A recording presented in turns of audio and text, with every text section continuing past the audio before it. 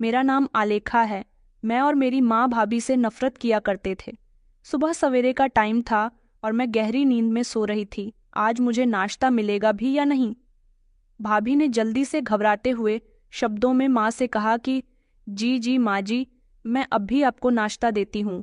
वो आलेखा के कपड़ों पर स्त्री कर रही थी। आपने ही तो बोला था कि आलेखा उठने वाली होगी। सबसे पहले उसके कपड़ों पर स्त्री कर दो, वरना उसे कॉलेज जाने में देर हो जाएगी। माँ कहने लगी कि तूने कभी कोई काम समय पर किया है? ये काम दिए हुए मुझे पूरा 1 घंटा हो गया और 1 घंटे से तू आलेखा के कपड़ों पर स्त्री ही कर रही है।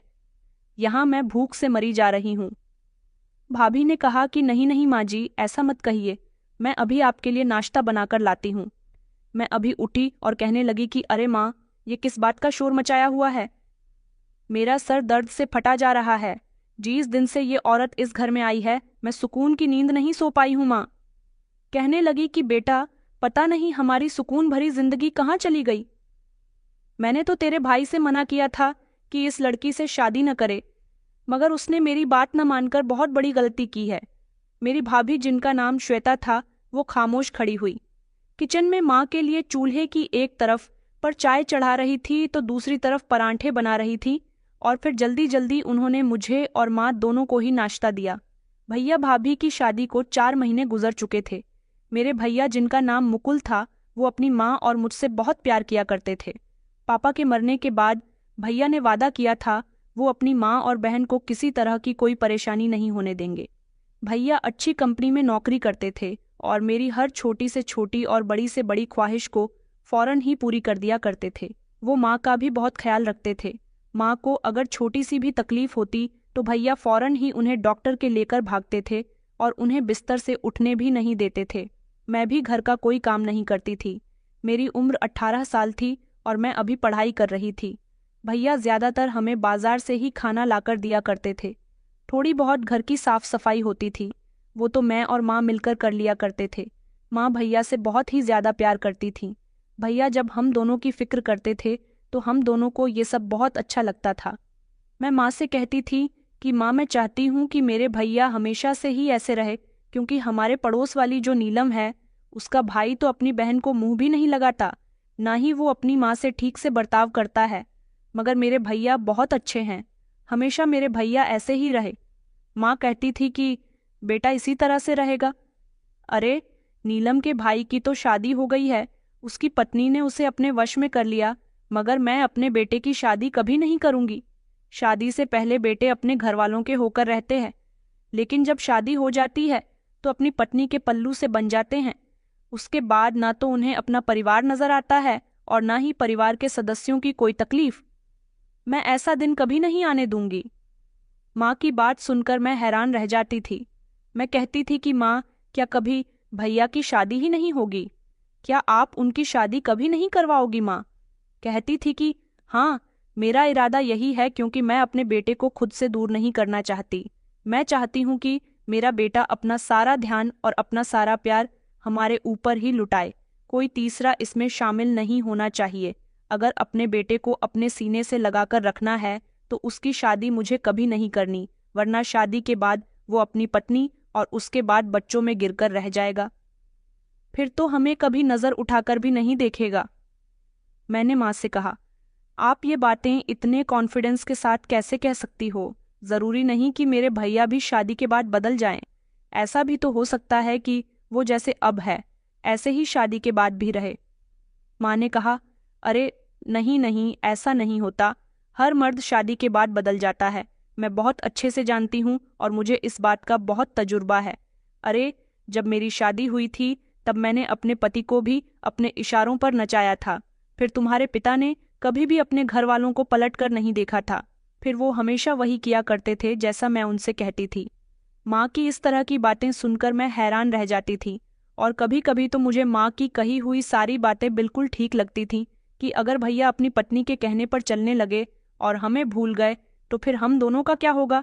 हमारी ख्वाहिशें कौन पूरी करेगा?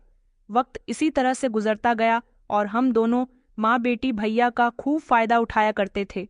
मेरा जब जिस चीज को खाने का मन करता मैं भैया से फोन करके कह दिया करती थी तो भैया उसे घर पर ही डिलीवर करवा दिया करते थे। मुझे जैसा कपड़ा पहनने का मन करता भैया मुझे उसको खरीदने के लिए पैसे दे दिया करते थे। भैया कहते थे कि मेरी दुनिया तुम दोनों ही तो हो, अब मैं तुम दोनों की ख्वाहिशें पूरी नहीं करूंगा तो फिर किसकी करूंगा। हमारी जिंदगी सुकून से और बहुत अच्छी गुजर रही थी, लेकिन एक दिन भैया ने बताया कि वो एक लड़की को पसंद करते हैं और उससे शादी करना चाहते हैं। ये बात जब मैंने और माँ ने सुनी तो हम दोनों के तो होश ही उड़ गए। मुझसे ज्यादा हैरान तो मेरी माँ हो रही थी। माँ को तो भैया से ऐसी उम्मीद ही नहीं थी। माँ समझती थी कि भैया ज्यादातर अपने काम में बिजी रहते हैं, वो तो किसी लड़की को नजर उठाकर भी नहीं देख सकते।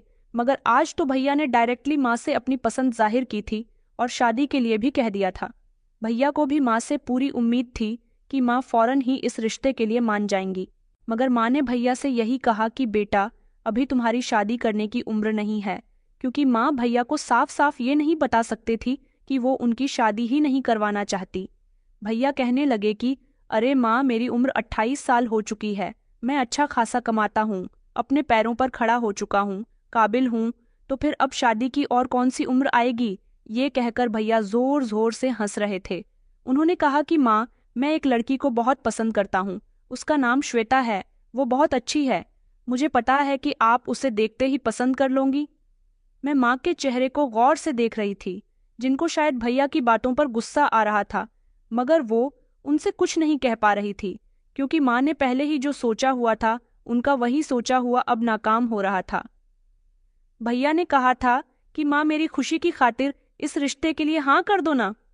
मैं भी इंतजार में बैठी हुई थी कि माँ अब आगे क्या करने वाली है, मगर मैं उस समय हैरान हुई जब माँ ने फौरन ही बिना कुछ सोचे समझे भैया से कह दिया कि अच्छा बेटा, तो बता वो लड़की कहाँ रहती है, मैं उसके घर कल ही आलेखा को ले जाकर रिश्ता पक्का करके आती हूँ।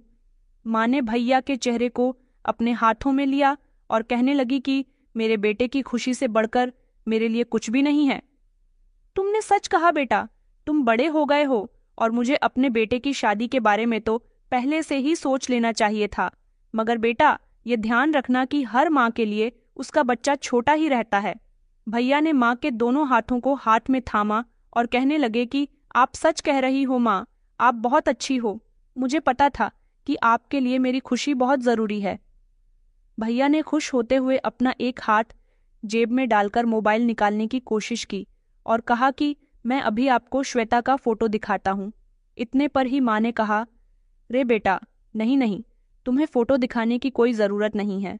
मुझे उम्मीद है कि जिस लड़की को मेरे बेटे ने पसंद किया होगा, वो लड़की कोई मामूली लड़की नहीं होगी, बल्कि वो तो दुनिया की सबसे अलग और स्पेशल लड़की होगी। मेरे बेटे की पसंद भला आम कहाँ हो सकती है। भैया ने वापस अपना हाथ निकाल लिया और खुश होकर कहने लगे कि माँ, मैं आपसे बहुत प्यार करता हूँ और हमेशा ही करता रहूंगा। मैं तो माँ और भैया को देखकर हैरान हो गई थी कि माँ तो पहले बहुत बड़ी बड़ी बातें किया करती थी कि कभी भी मैं मुकुल की शादी नहीं होने दूंगी, और अब तो वो इतनी जल्दी शादी के लिए मान भी गई थी भैया के घर से बाहर जाते ही। मैंने माँ से कहा, अरे माँ, ये तुमने क्या कर दिया, मुझे तो तुमसे ऐसी उम्मीद ही नहीं थी। अब भाभी घर में आ जाएगी तो हम दोनों का क्या होगा। ऐसा आप ही तो कहती थी कि बीवी के आने के बाद बेटा बदल जाता है। माँ कहने लगी कि हाँ, तुम ठीक कह रही हो, लेकिन मैं भी कोई कच्ची खिलाड़ी नहीं हूँ। मुझे अपने बेटे का दिल जीतना था। मैं भी तो देखूं कि वो लड़की कौन है जिसने मेरे बेटे को अपने प्यार के जाल में फंसा लिया। मैंने फिर से माँ की तरफ देखा और कहा, तो क्या आप सच में भैया की शादी करवाना चाहती हो। माँ कहने लगी कि हाँ, शादी तो मैं तुम्हारे भाई की पसंद से करवा दूंगी, ताकि उसके दिल में मेरे लिए और गहरी जगह बन जाए। लेकिन जिस लड़की से वो शादी करना चाहता है, एक बार वो इस घर में आ जाए, फिर मैं उसे अपने इशारों पर ऐसा न चाहूंगी कि वो कभी भी मेरे बेटे को मुझसे अलग करने के बारे में सोच भी नहीं सकेगी। अगर मैं तुम्हारे भाई की पसंद को इनकार कर देती तो वो मुझसे नाराज हो जाता और फिर धीरे धीरे मुझसे दूर होने लगता। सोचने लग जाता कि उसने सारी जिंदगी हमारा कितना ख्याल रखा, हमारी खुशियों का ख्याल रखने की खातिर कभी उसने अपनी खुशियों का ख्याल नहीं रखा। यही बात उसके दिल में चूक जाती और वो धीरे धीरे मुझसे दूर हो जाता। बस यही सब कुछ सोचकर मैंने अपने बेटे की बात मान ली है। मैंने तो माँ को डांट दी और ताली बजाते हुए कहा कि माँ, आप तो सच में ग्रेट हो, मैंने तो सोचा भी नहीं था कि ऐसा भी हो सकता है, आप तो बड़ी दूर की सोचती हो। माँ की चेहरे पर एक शातिर आना मुस्कुराहट थी और फिर अगले ही दिन मैं और मेरी माँ भैया की पसंद की लड़की को देखने और उसके घर उसका हाथ मांगने के लिए चले गए थे। लड़की तो सुंदर थी मगर गरीब घर की थी। लड़के वालों के लिए खुशकिस्मती थी कि उनकी बेटी के लिए इतने अच्छे और काबिल लड़के का रिश्ता आया था। कुछ समय के बाद ही भैया की शादी हो गई और फिर उस दिन के बाद से ही माँ ने उसे अपने इशारों पर नचाना शुरू कर दिया। पहले जो हम माँ बेटी थोड़ा बहुत काम कर लिया करते थे, अब भाभी के घर में आ जाने से हम दोनों किसी काम को हाथ तक नहीं लगाया करते थे।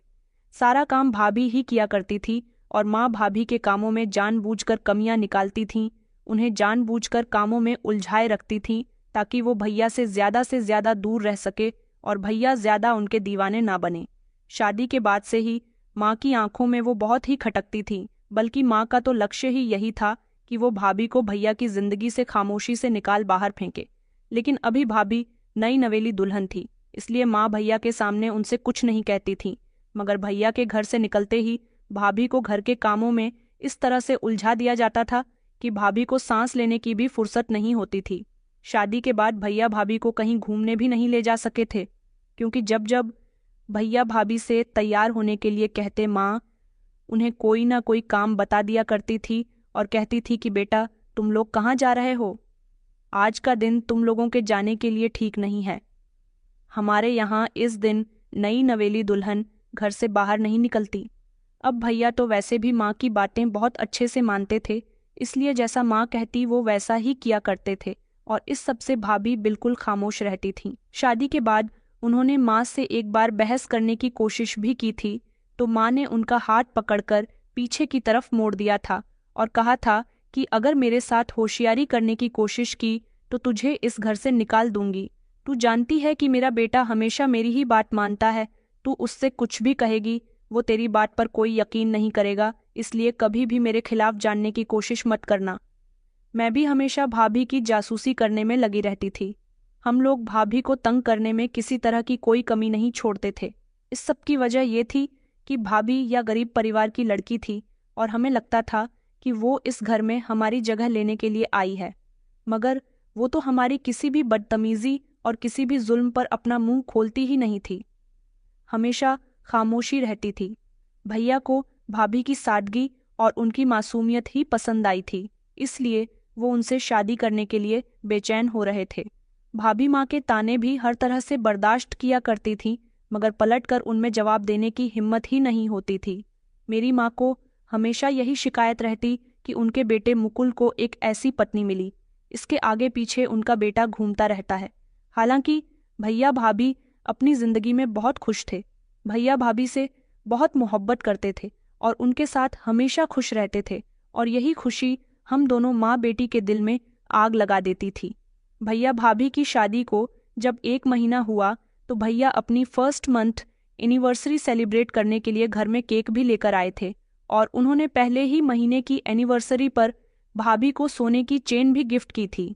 ये सब देखकर हम दोनों माँ बेटी से बिल्कुल भी नहीं रह गया और अगले ही दिन माँ ने भाभी को डांटना शुरू कर दिया और कहा कि आइंदा मेरे बेटे से किसी भी तरह की फिजूल खर्ची मत करवाना। मैं जानती हूँ कि तूने ही उसे कहा होगा सोने की चेन लेने के लिए, और ये एनिवर्सरी और फालतू के चौंचले यहाँ इस घर में नहीं चलेंगे। भाभी डर गई और कहने लगी कि नहीं माँ, मैंने मुकुल से नहीं कहा था कि वो मेरे लिए ये सब कुछ करे, बल्कि वो तो अपने खुशी से मेरे लिए गिफ्ट और केक लेकर आए थे। मैंने कहा, अच्छा, तुम्हारे खुशी के लिए? मेरे भाई शादी के 1 महीने की एनिवर्सरी पर ही सोने की चेन ले आए।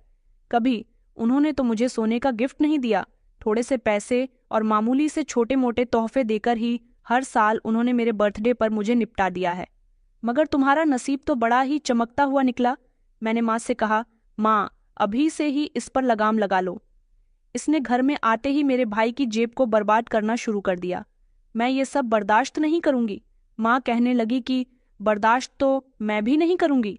माँ ने भाभी से सख्ती से मना कर दिया था कि आइंदा तुम्हारा पति कभी तुम्हें शॉपिंग पर ले जाने के लिए कहे या फिर तुम्हारे लिए कोई गिफ्ट लाने के लिए कहे, और अगर लेकर भी आ जाए तो तुम कभी उस गिफ्ट को ना लेना। भाभी ने तो माँ की बातों पर ऐसे सर हिलाया जैसे वो उनकी बात को बहुत अच्छी तरह से समझ गई थी। भाभी की आंखों में आंसू थे, मगर हम दोनों माँ बेटे की आंखों में भाभी के प्रति जलन और गुस्सा था। भाभी हर तरह सह में खुश करने की कोशिश करती थी। वो मेरी और माँ की हर सख्त से सख्त बात आसानी से बर्दाश्त कर लिया करती थी और भैया से भी हमारी कोई शिकायत नहीं करती थी। पिछले कुछ महीनों से माँ का बिहेवियर भाभी के साथ बहुत सख्त होता जा रहा था। जब से माँ को ये पता चला था कि भाभी माँ बनने वाली है, माँ के बिहेवियर में और ज्यादा सख्ती आ गई। वो यही सोच रही थी कि अब मुकुल अपनी पत्नी के साथ साथ अपने बच्चों में भी खो जाएगा और उसकी पत्नी की अहमियत पहले से भी ज्यादा बढ़ जाएगी। और अहमियत बढ़ने का मतलब यही है कि फिर हम दोनों माँ बेटी अपनी अहमियत भैया की नज़र में खो देंगे। फिर भैया अपनी पत्नी और अपने बच्चों में ही लगे रहेंगे। फिर तो हम लोग इस घर में एक बेफिजूल की चीज़ बनकर रह जाएंगे, जिससे कोई पूछने वाला भी नहीं होगा। माँ चाहती थी कि ये बच्चे इस दुनिया में आए ही नहीं। इसलिए जब से माँ को ये बात पता चली थी तो माँ ने भाभी को समझाने की कोशिश की थी कि अभी तुम्हें बच्चे के बारे में नहीं सोचना चाहिए और मेरी मानो तो तुम अबॉर्शन की दवाई खा लो। मगर भाभी ने उनसे मना कर दिया और कहा कि मैं ऐसा कभी नहीं करूंगी माँ जी, ये मेरी और मुकुल की मोहब्बत की निशानी है। मुकुल को जब से ये खबर मिली है कि वो पिता बनने वाले हैं, तब से वो बहुत होश है और मैं उनसे उनकी ये खुशी छीन नहीं सकती। माँ ने जल्दी से बात को पलटा और कहा कि नहीं नहीं, मेरा वो मतलब नहीं था। तुम गलत समझ रही हो, मैं तो बस इतना कह रही थी कि अभी तुम लोगों की शादी को ज्यादा समय नहीं हुआ। पहले तुम दोनों अपनी शादीशुदा जिंदगी को अच्छी तरह से एंजॉय कर लो, उसके बाद ही बच्चों के बारे में सोचो तो ज्यादा बेहतर रहेगा। मगर तुम ऐसा नहीं चाहती तो कोई बात नहीं। माँ भाभी से साफ साफ शब्दों में ये बात करके खुद को मुसीबत में नहीं डाल सकती थी, क्योंकि ये बहुत बड़ी बात थी। और अगर भाभी ने गलती से भी इस बात के बारे में भैया से माँ की शिकायत कर दी तो फिर भैया के दिल में माँ के लिए कमी आ सकती थी। माँ बहुत पछता रही थी कि ये सब क्या हो गया। मैं जितना ही इस औरत से अपने बेटे को दूर रखने की कोशिश करती हूँ, उतना ही ये मेरे बेटे को कोई ना कोई ऐसी हरकत करके अपनी तरफ उलझा लेती है। माँ और मैं परेशान हो गए थे, इसलिए हम दोनों ने प्लान बनाया कि हमें भाभी को नुकसान पहुंचाना होगा ताकि उनका बच्चा इस दुनिया में आने से पहले ही खत्म हो जाए। क्योंकि हम लोग देख रहे थे कि भैया को जब से पता चला था कि भाभी प्रेग्नेंट है, तब से ही वो उनके लिए खाने पीने का ढेर सारा सामान ला रहे थे। वो बहुत खुश थे और ज्यादातर समय अपनी पत्नी के साथ ही गुजार रहे थे। भैया पहले जो ऑफिस से आते ही सबसे पहले मेरे और माँ के पास बैठा करते थे, अब वो आते ही अपने कमरे में चले जाते थे और जो भी सामान भाभी के लिए लाते थे उनके हाथ में दे दिया करते थे। बस तब से ही माँ ने ठान लिया था कि वो कुछ भी करके इस बच्चे को खत्म करके ही रहेंगी। इसलिए माँ ने एक दिन एक प्लान बनाया।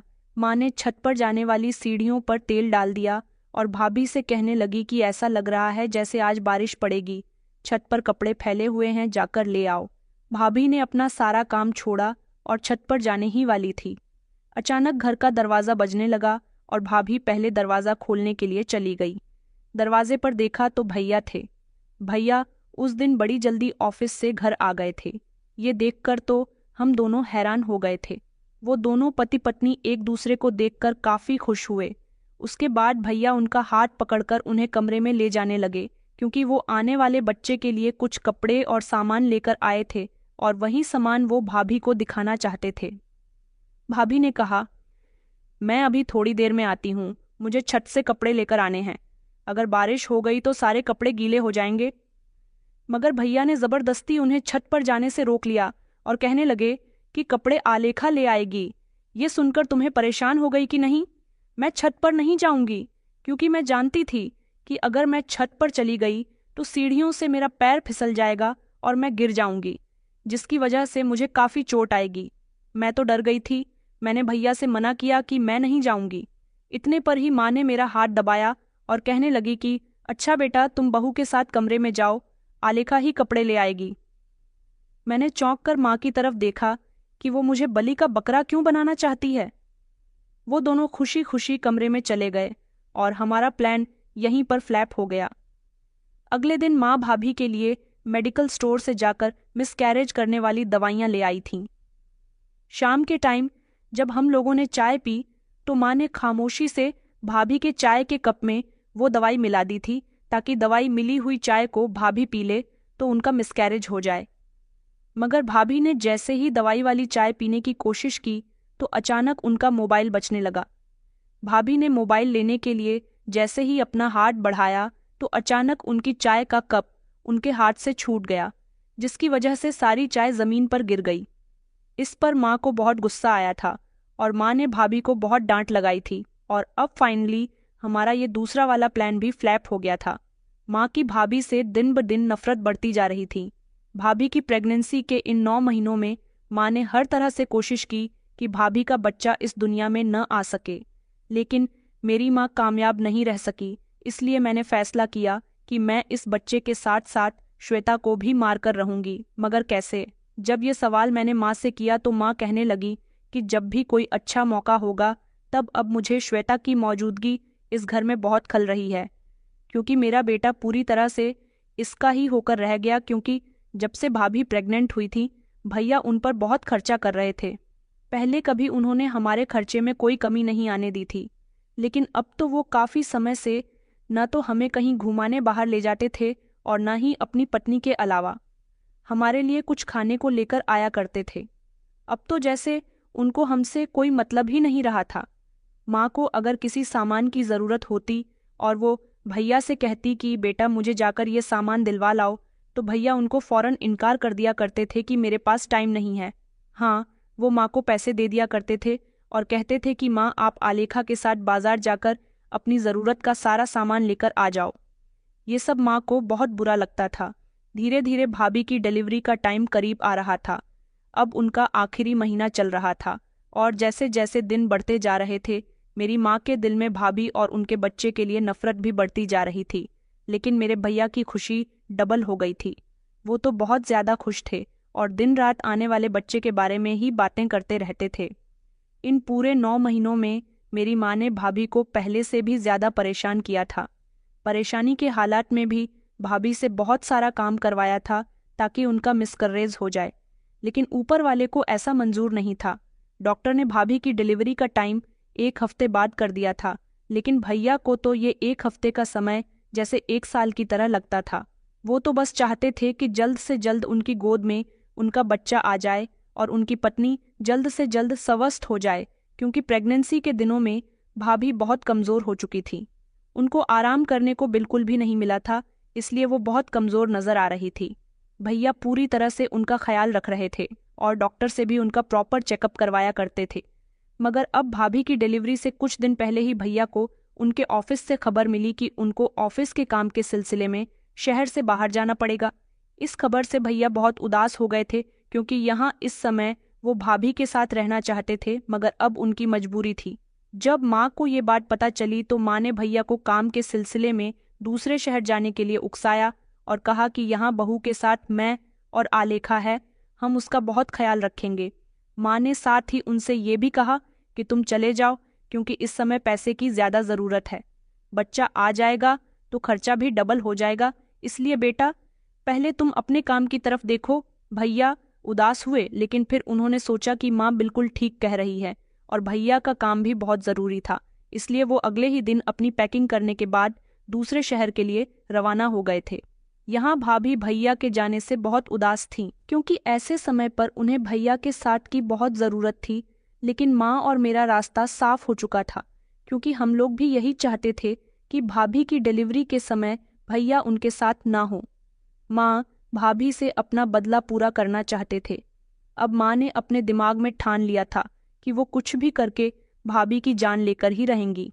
लेकिन रात का समय था जब अचानक भाभी को लेबर पेन होने लगा और वो ज़ोर ज़ोर से चिल्लाने लगी। वो दर्द से बहुत चीख रही थी। काफ़ी समय तक तो मैं और माँ उनको अस्पताल लेकर नहीं गए। माँ कहने लगी कि ये इसी तरह तड़प तड़प कर मर जाएगी, मगर भाभी दर्द से बहुत चिल्ला रही थी और उनकी आवाज़ आसपास के घरों में जा रही थी। वो रात के लगभग 8 बजे का टाइम था जब पड़ोस के लोगों ने हमारा दरवाज़ा पीटना शुरू कर दिया और कहा कि बहन तुम्हारी बहू क्यों चिल्ला रही है। तो माँ ने जल्दी से बात बनाई और कहा कि बहू को दर्द हो रहा है, मैं उसे अस्पताल लेकर जा रही हूँ। डॉक्टर ने तो अगले हफ्ते का टाइम दिया था, लेकिन भाभी की डिलीवरी होने ही वाली थी, इसलिए माँ को भाभी को लेकर अस्पताल जाना पड़ा। मैं भी माँ के साथ साथ गई थी। वहाँ डॉक्टर ने फ़ौरन ही भाभी को एडमिट कर लिया और फिर आधे घंटे के बाद ही हमें खबर मिली कि भाभी ने बेटी को जन्म दिया। मैं तो खुशी से उछल उठी थी। मैंने खुशी से माँ को गले लगाया और कहा कि भाभी को बेटी हुई है। ये तो बहुत ही खुशी की बात है। माँ ने कहा कि तुझे ज्यादा खुश होने की जरूरत नहीं है और इस बारे में अपने भाई को कुछ मत बताना। वैसे तो उसे 1 महीने बाद आना है, लेकिन अगर उसे बेटी की खबर मिल गई तो वो यहाँ फौरन दौड़ा दौड़ा चला आएगा।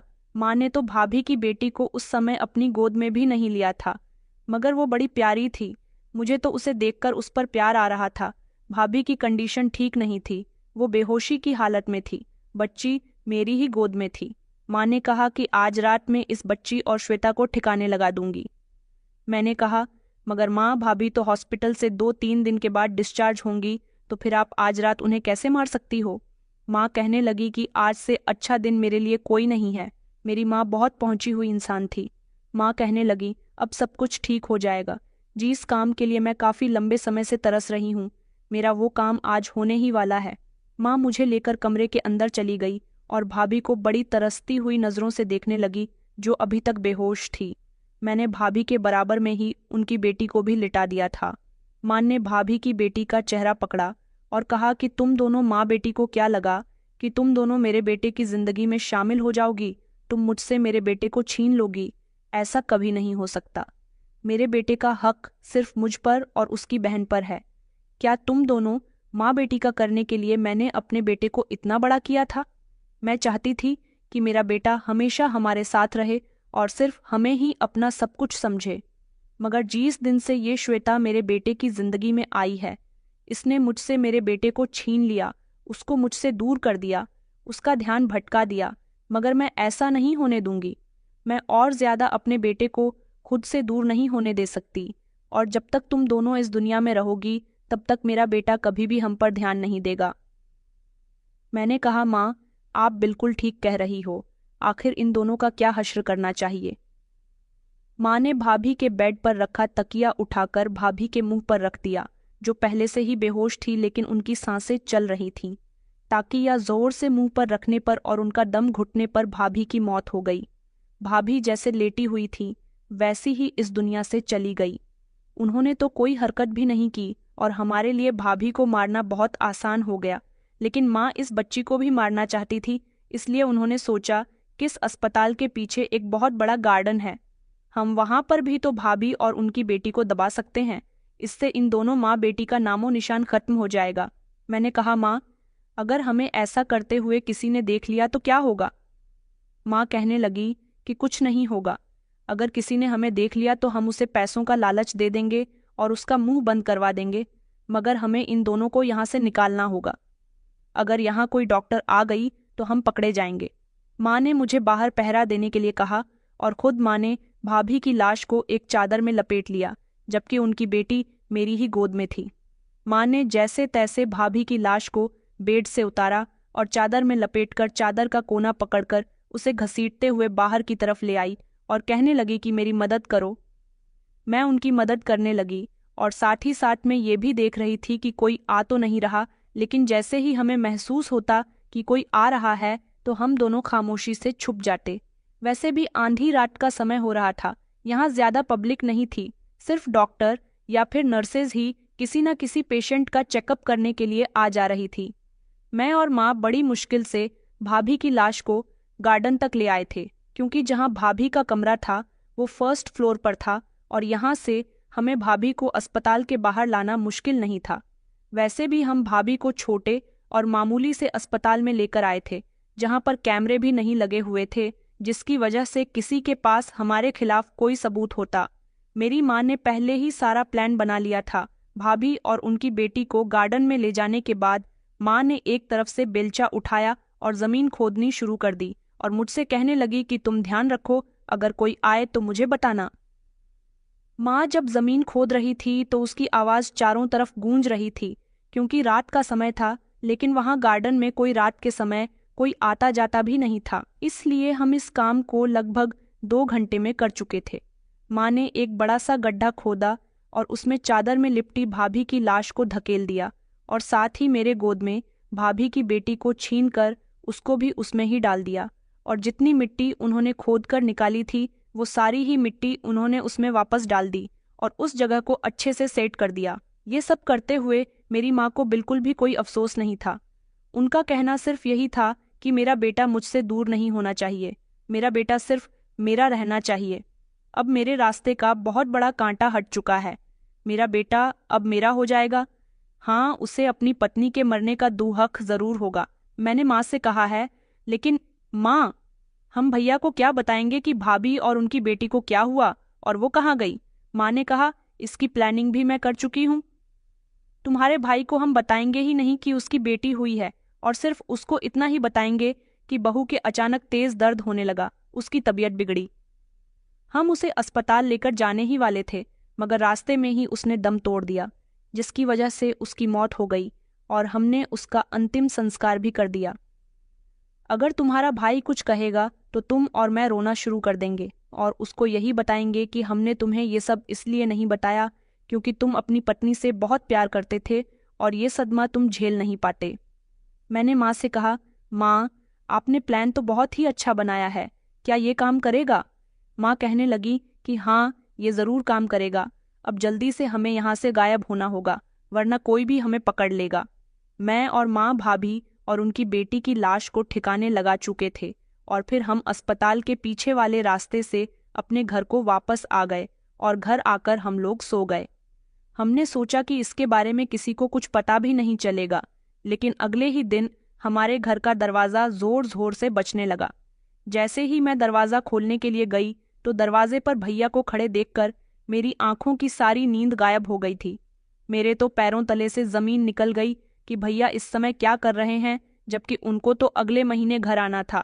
भैया ने चिल्लाते हुए कहा कि तुम्हारी भाभी कहाँ है, बताओ मुझे, श्वेता कहाँ है? भैया मुझे बहुत ही गुस्से में नजर आ रहे थे। भैया को इस तरह गुस्से में देखकर मैं डर गई थी। शोर की आवाज़ सुनकर माँ भी जल्दी से दरवाजे पर आई। माँ ने भी जब भैया को देखा तो वो भी परेशान हो गई थी, और फिर ऊपर से भैया का गुस्सा तो शांत होने का नाम ही नहीं ले रहा था। मगर भैया ऐसा रिएक्शन क्यों दे रहे थे? क्योंकि उन्हें तो पता ही नहीं था कि रात को मैंने और माँ ने भाभी के साथ क्या किया। लेकिन हकीकत ये थी कि भैया को सब कुछ पता चल चुका था। भैया बहुत गुस्सा कर रहे थे। भैया के शोर से आस पड़ोस के लोग भी हमारे घर के बाहर आना शुरू हो गए। भैया जोर जोर से चिल्ला चिल्लाकर कह रहे थे कि आपने मेरी पत्नी और बेटी के साथ क्या किया। मगर मैं और माँ कुछ भी सच उगलने के लिए तैयार नहीं थे। हमारी समझ नहीं आ रहा था कि भैया को ये सब कुछ कैसे पता चल गया। फिर भैया ने जो कुछ हमें बताया उसे सुनकर मेरे और माँ के होश उड़ गए थे, क्योंकि भैया अपने साथ भाभी और अपनी बेटी की लाश को भी लेकर आए थे, जो एम्बुलेंस में आई थी। और एम्बुलेंस जब हमारे दरवाजे के आगे आकर रुकी तो मैं और मेरी माँ एक दूसरे को देखकर परेशान हो गए। हमें समझ नहीं आ रहा था कि आखिर ये सब कुछ कैसे हो गया। माँ ने तो बड़ी ही सफाई के साथ भाभी को मौत के घाट उतारा था। भैया माँ से कह रहे थे कि मेरी पत्नी और बेटी की लाश महा गार्डन में क्या कर रही थी, उसके साथ क्या किया गया। वो माँ को झंझोड़ झंझोड़ कर माँ से पूछ रहे थे और चिल्ला चिल्ला कर रो रहे थे। माँ कहने लगी कि बेटा, मुझे कुछ नहीं पता। इस बारे में भैया ने उन्हें सारी सच्चाई बतानी शुरू की। उन्होंने कहा कि कल रात आप जिस अस्पताल में श्वेता को ले गई थी, वहां पर मेरा एक दोस्त भी अपनी पत्नी को लेकर वहां गया हुआ था। उसने जब श्वेता को और आपको वहां देखा और डॉक्टर से पूछा कि क्या बात है, तो डॉक्टर ने उसे बताया कि इनकी यहाँ बेटी हुई है।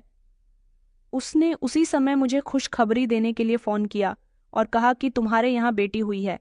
लेकिन मैं हैरान इस बात पर था कि आप लोगों ने मुझे श्वेता की तबीयत के बारे में क्यों कुछ नहीं बताया, और इतनी बड़ी बात आप लोगों ने मुझसे क्यों छुपाई कि मेरे यहाँ बेटी हुई है और आपकी तरफ से कोई फ़ोन ही नहीं आया। मैंने काफ़ी देर तक इंतज़ार किया और मैं काफ़ी समय तक सोचता रहा कि पता नहीं घर से फ़ोन क्यों नहीं आ रहा। मैं बार बार आप लोगों का फ़ोन ट्राई कर रहा था, लेकिन तुम दोनों में से किसी ने भी मेरा फ़ोन नहीं उठाया, तो मजबूरन मुझे खुद ही सुबह की ट्रेन से यहाँ आना पड़ा। मैंने सोचा कि मुझे डायरेक्ट अस्पताल ही पहुँचना चाहिए। मैं जब अस्पताल पहुँचा तो अस्पताल में भीड़ जमा थी। सारे ही लोग वहाँ के गार्डन में मौजूद थे। फिर जब मैं वहाँ पहुँचा तो मुझे पता चला कि वहाँ के गार्डन में एक औरत और छोटी सी मासूम बच्ची के लाश को किसी ने दबा दिया था। जब मैं उन दोनों लाशों को देखने के लिए आगे बढ़ा तो ये देखकर मेरे पैरों तले से ज़मीन निकल गई कि ये दोनों लाशें किसी और की नहीं बल्कि श्वेता और मेरी बेटी की थीं। ये सब देखकर मेरे होश उड़ गए थे और मैं समझ नहीं पा रहा था कि मैं क्या करूं। ये सब क्यों और कैसे हुआ। मैंने अपनी बेटी और श्वेता को गले लगाकर रोना शुरू कर दिया। फिर वहां के लोगों ने पुलिस बुला ली और फिर मुझसे पूछताछ की गई। मैं जानता था कि जब आप लोग श्वेता को कल रात अस्पताल लेकर गई थी तो आप लोगों को जरूर पता होगा कि उसके साथ ये सब कुछ क्यों और कैसे हुआ, और आपने मुझे मेरी पत्नी की कंडीशन के बारे में क्यों नहीं बताया। उसी समय वहां पर पुलिस भी आ गई थी, क्योंकि अस्पताल के डॉक्टर ने भी ये बात क्लियर कर दी थी कि मैं और माँ भाभी को अस्पताल लेकर गए थे, इसलिए हमने ही भाभी के साथ ये सब कुछ किया होगा। भैया ने साथ ही ये भी बताया कि आपने तो मेरी पत्नी को बहुत अच्छी तरह से गड्ढे में दबाया था, लेकिन आप लोग बहुत जल्द घर आ गई क्योंकि वो गड्ढा ताजी था, और सुबह के समय जब गार्डन में माली पौधों को पानी देने के लिए आया तो अचानक उसका पैर उस ताजी गड्ढे पर चला गया और उसे लगा कि जरूर इस जगह के साथ छेड़छाड़ की गई है। ये तो अच्छा था कि माली ने फैसला किया कि वो देखे तो सही कि आखिर इस जगह पर क्या हुआ था। उसने वहां की जगह को खोदना शुरू कर दिया और फिर वहां से एक औरत और बच्ची की लाश मिली। मुझे शर्म आती है माँ, आप पर, और आलेखा तुम पर भी। मुझे बताओ, आखिर तुम दोनों ने ये सब कुछ क्यों किया। मैंने तो रोना शुरू कर दिया था। माँ अभी भी झूठ बोलना चाहती थी, लेकिन भैया ने कहा कि अब कोई झूठ नहीं चलेगा। माँ, सारे सबूत आपकी तरफ इशारा कर रहे हैं कि मेरी पत्नी को और बेटी को मारने में आप दोनों का हाथ है। पुलिस ने भी हम दोनों माँ बेटी के हाथ में हथकड़ी डाल दी थी। माँ और मैं जोर जोर से चिल्ला रहे थे, मगर भैया पर तो जैसे कोई असर ही नहीं हो रहा था।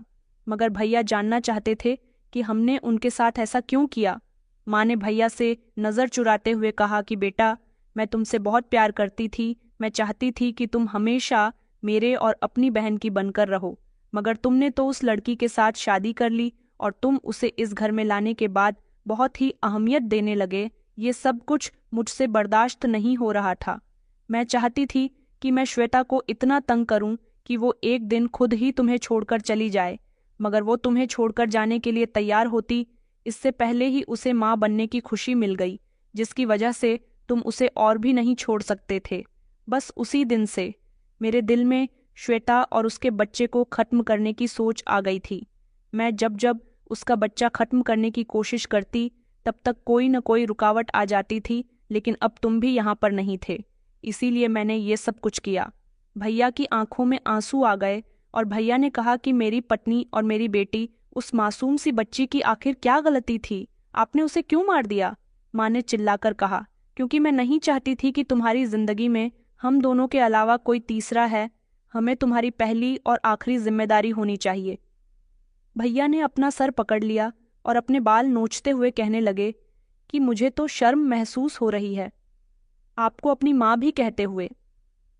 माँ, वो मेरी पत्नी और मेरी बेटी थी, मेरी जिंदगी का हिस्सा, और आपने मेरी जिंदगी के हिस्से को ही मुझसे छीन लिया।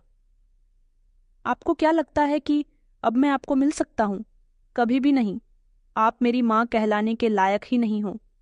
मैं आप दोनों से सारे संबंध खत्म करता हूँ। आपका बेटा आपसे हमेशा के लिए दूर हो गया। भैया की आंखों में तो खून उतर आया था। भैया को मुझ पर और माँ पर बहुत ही गुस्सा आ रहा था। माँ की आवाज़ में कंपकपाहट थी और दूसरी तरफ पुलिस हम दोनों के हाथ में हथकड़ियाँ डाल चुकी थी। भैया ने कहा, ले जाओ इन दोनों को मेरी नज़रों से दूर, और इनको कड़ी से कड़ी सज़ा होनी चाहिए क्योंकि इन्होंने 2 मासूमों की जान ली है। मैं रिक्वेस्ट करने लगी कि नहीं भैया, ऐसा मत करो। भैया, मैंने कुछ नहीं किया। भैया कहने लगे कि तुम भी माँ के साथ मिली हुई थी, इसलिए तुम भी सज़ा के बराबर से हकदार हो। हम लोग चिल्लाते रह गए, मगर अब कुछ नहीं हो सकता था। माँ ने भैया को मुड़कर देखा और कहा कि बेटा, मैंने ये सब कुछ तुम्हें पाने के लिए किया। हम दोनों चिल्ला चिल्ला कर रो रहे थे, मगर भैया ने दोनों को पीछे मुड़कर भी नहीं देखा, क्योंकि अपनी पत्नी और बेटी को खोने के बाद उनमें अपनी माँ और बहन को खोने की हिम्मत ही नहीं थी। उन्होंने हम दोनों से मुंह मोड़ लिया और फिर उसके बाद हम दोनों माँ बेटी जेल में आ गए। यहाँ हमें कड़ी सज़ा हुई। मैंने सिर्फ अपनी माँ का साथ दिया था, इसलिए मैं कम सज़ा की हकदार थी, लेकिन ये कलंक मेरे लिए कम नहीं था कि ससुराल जाने की उम्र में मैं जेल जा चुकी थी, और मेरी माँ, जिन्होंने अपनी बहू और पोती को मार डाला था, उन्हें एक लंबी सज़ा हुई। मुझे हमेशा उम्मीद रहती थी कि भैया जेल में हमसे मिलने के लिए ज़रूर आएंगे, मगर भैया कभी हमसे मिलने ना आए क्योंकि वो हमसे सारे संबंध खत्म कर चुके थे। मैं आज भी वो समय याद करती हूँ तो सोचती हूँ कि मुझे ही माँ को ये सब गलत करने से रोकना चाहिए था, मगर मैंने ऐसा नहीं किया। मैं हमेशा अपनी माँ को ही ठीक समझती रही। दोस्तों, मैं बस इतना ही कहना चाहूँगी कि आज इस कहानी के माध्यम से ये बात भी साबित हो गई कि औरत ही औरत की दुश्मन है। जो माँ अपने बेटे की खुशियाँ सिर्फ अपनी परछाई में देखना चाहती है, वो उसकी जिंदगी से किस तरह से रोशनी छीन लेती है। परिवार का अर्थ केवल अपना हक जताना नहीं बल्कि नए रिश्तों को अपनाना भी होता है। जो माँ अपनी बहू को बेटी की तरह नहीं बल्कि दुश्मन की तरह देखती है, वो सिर्फ एक घर नहीं बल्कि पूरी संस्कृति को भी बर्बाद कर देती है। नारी शक्ति का सही रूप दूसरी नारी का सम्मान करने में है, ना कि उसका अपमान करने में। जो माँ अपनी बेटी को ससुराल में सुखी देखना चाहती है, वही माँ अपनी बहू को उसी सुख से वंचित क्यों रखे। जिस तरह बेटी के लिए ससुराल एक नया संसार होता है, वैसे ही बहू के लिए भी ससुराल एक नई दुनिया होती है। अगर हर माँ अपनी बहू को भी बेटी का दर्जा दे तो कोई भी घर टूटा हुआ नहीं लगेगा, बल्कि हर आंगन खुशियों से रोशन होगा। मेरी गुजारिश है उन सभी माताओं से, अगर आप अपनी बहू को बेटी का दर्जा देंगी तो आपकी अपनी बेटी भी ससुराल में बहू नहीं बल्कि बेटी ही बनकर रहेंगी, क्योंकि यही तो कर्म का नियम है। जैसा आप देंगे वैसे ही लौट कर आपके पास आएगा। प्यार और सम्मान बोएंगी तो वहीं आपको वापस मिलेगा। एक अच्छा परिवार बनाने के लिए सास को भी माँ बनना होगा, तभी हर घर में सुकून और खुशहाली बनी रहेंगी। तो दोस्तों, उम्मीद करती हूँ आपको हमारी कहानी पसंद आई होगी। कहानी पसंद आई है तो वीडियो को लाइक और चैनल को सब्सक्राइब करें। धन्यवाद।